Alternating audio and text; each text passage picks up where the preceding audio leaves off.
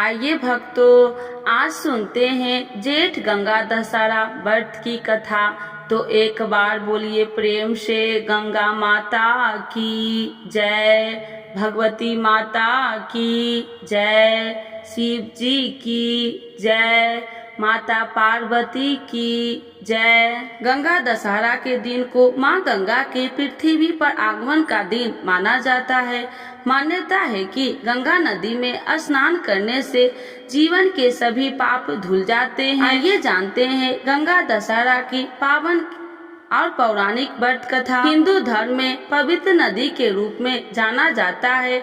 मान्यता है कि भगवान श्री राम के पूर्वज महाराज भागीरथ के तपस्या से प्रसन्न होकर माँ गंगा पृथ्वी पर आई थी।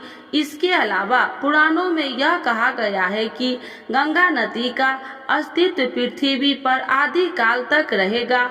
जब कलयुग में प्रकोप से भी सभी जीवें विलुप्त हो जाएगी, उसके बाद भी माँ गंगा पृथ्वी पर बहेगी।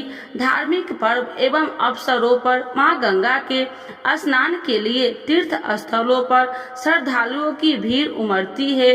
आज के इस हम गंगा दशहरा की पावन कथा के बारे में जानेंगे। अयोध्या के महाराज राजा दशरथ और श्री राम को आप सभी जानते होंगे। उनके ही पूर्वज राजा भगीरथ को अपने पूर्वजों के तर्पण के लिए गंगा जल की आवश्यकता पड़ी थी। तब उनके पास गंगा जल नहीं था, क्योंकि उस समय गंगा जी केवल स्वर्ग में ही बहा करती थी। यह जानकर राजा भागीरथी बहुत दुखी हुए और माँ गंगा को पर बुलाने के तपस्या करने के लिए चले गए। उन्होंने सालों तक कठोर तपस्या की, लेकिन उन्हें कोई सफलता नहीं मिली।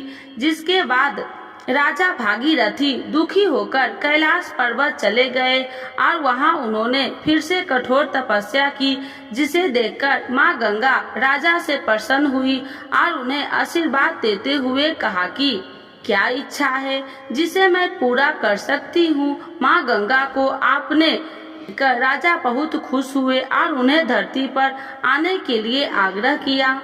और तब भागीरथी के आग्रह सुनकर माँ गंगा राजा के साथ धरती पर आने के लिए राजी हो गई। लेकिन इसमें भी राजा के सामने एक समस्या बड़ी बहुत। माँ गंगा बहुत तेज था। अगर वह धरती पर बहती तो आधी पृथ्वी उनके वेग से बह जाती। राजा के इस समस्या का समाधान और कोई नहीं बल्कि महादेव बस कर सकते थे। ऐसे में राजा भागीरथी भगवान शिव की तपस्या करनी प्रारंभ की। भागीरथी कभी निर्जल तपस्या करते थे तो कभी पैर के अंगूठे पर। राजा के कठोर तपस्या से भगवान शिव प्रसन्न हुए और राजा के सामने प्रकट हुए और राजा से आशीर्वाद मांगने के लिए कहा। तब राजा ने भगवान शिव से निवेदन किया कि आप माँ गंगा के बेग को अपनी जटा में बांध ले। भगवान भोलेनाथ ने राजा की इच्छा स्वीकार की और ब्रह्मा जी अपने कमंडल से धारा प्रवाहित की और शिव जी माँ गंगा को अपनी जटा में बांध लिए। 30 से 32 दिनों तक माँ गंगा शिव जी के जटा में बंधी रही। फिर ज्येष्ठ माह के शुक्ल पक्ष की 10वीं तिथि को शिव जी ने अपनी जटा को खोली और माँ गंगा को धरती में जाने को कहा। राजा ने माँ गंगा के पृथ्वी पर लाने के लिए हिमालय की पहाड़ियों के बीच रास्ता बनाया और माँ गंगा को धरती पर लाने के लिए निवेदन किया। जब माँ गंगा धरती पर आई तब राजा ने उनके जल से अपने पूर्वजों का तर्पण किया। जिस दिन माँ गंगा धरती पर आई थी उस दिन ज्येष्ठ माह के शुक्ल पक्ष की 10वीं तिथि पड़ी थी, जिसे बाद से इस तिथि को गंगा दशहरा के पर्व के रूप में मनाया गया है। गंगा दशहरा को माँ गंगा के धरती पर आगमन के उत्सव मनाया जाता है। माँ गंगा के आगमन की कथा, उनके आगमन को ही उत्सव के रूप में मनाया जाता है। हमें उम्मीद है आपको माँ गंगा दशहरा की ये कथा जरूर पसंद आई होगी। तो एक बार बोलिए प्रेम से गंगा माता की जय, शिव जी की जय। गंगा अवतरण महोत्सव का महत्व। दशहरा 10 शुभ वैदिक गणनाओं का एक प्रतीक है जो विचारों कार्यों और वाणी से संबंधित है। 10 पापों को धोने के लिए गंगा की शक्ति को दर्शाया है। इस वैदिक गणनाओं में ज्येष्ठ मास शुक्ल पक्ष 10वां दिन गुरुवार हस्त नक्षत्र सिद्ध योग गढ़ आनंद योग और कन्या राशि में चंद्रमा वृष राशि में और सूर्य शामिल है।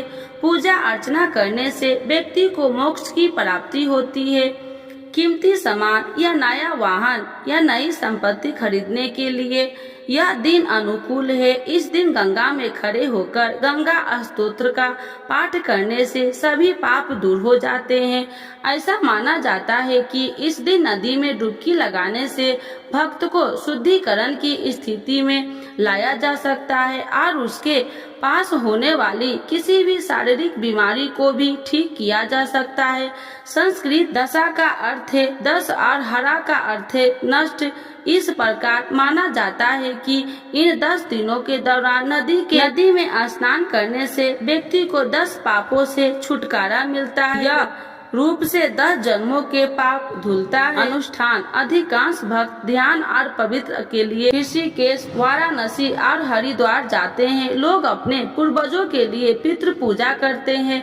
भक्त और पुजारी गोधूली के दौरान गंगा के तट पर आग की लपटें और फूलों की डली पत्तों की नावों में साथ आरती करते हैं। गंगा की पूजा करते समय प्रत्येक व्यक्ति को 10 प्रकार के फूल फल या पान के पत्ते जैसे प्रत्येक 10 होना चाहिए। स्नान करते समय 10 डुबकी जरूर लगानी चाहिए। गंगा दशहरा पर यमुना नदी की पूजा की जाती है। आतंकबाजी के कार्यक्रम आयोजित किए जाते हैं। भक्त मथुरा वृंदावन और बटेश्वर जैसे स्थानों पर यमुना में एक पवित्र डुबकी लगाते हैं और तरबूज और ककड़ी का प्रसाद चढ़ाते हैं। वे लस्सी शरबत और शिकंजी जैसे पेय बांटते हैं। जो गंगा दशहरा पूजा करके आप आध्यात्मिक आनंद की यात्रा तय कर सकते हैं।